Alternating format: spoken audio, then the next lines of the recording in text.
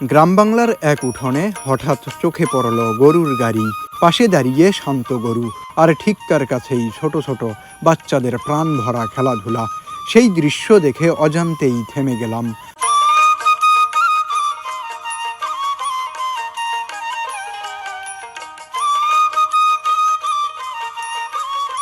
আজকাল গ্রাম বাংলাতেও গরুর গাড়ি খুব একটা চোখে পড়ে না, তাই এর চিরচেনা দৃশ্য যেন আরও বেশি আপন মনে হলো।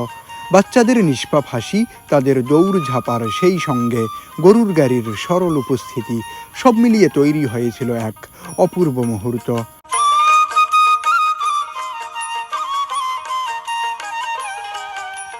গরুর গাড়ির মালিকের সঙ্গে কিছুক্ষণ কথা বললাম। তার কথায় ফুটে উঠল গ্রাম বাংলার জীবনের সরলতা আর সময়ের পরিবর্তনের গল্প। আঙ্কেল, আপনি কত বছর ধরে এই গরুর গাড়ি চালান?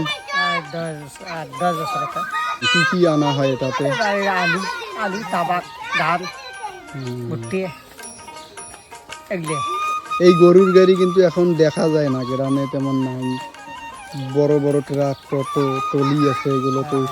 আপনি এটা এখনো চালান কেন? এখন সরাই এখন তো আবার এখন এগুলো লাগে, দোলা বাড়ি গাড়ি যায় না, সবাই ডাবে বড় করে এগুলো গাড়ি তো ডাবে না, যাবে না, যে ভেড় তার ডাবে না। গ্রামের ঐতিহ্য ধরে রাখছেন, গ্রামে বাপদাদার ঐতিহ্য। মানে সুন্দর আপনার বাপ দাদারাও এটা চালাইছিল? এগুলো চালাছিল আগে থেকে চালায়, এখন চালাতে যায়। এটা আপনি যে আপনার জীবিকা মানে কাজ, এটা দিয়েই আপনি সংসার চালান না? হ্যাঁ, এগুলো চালায়। এটা দিয়েই সংসার চালান। বড় গাড়ি কেনার ইচ্ছা করে?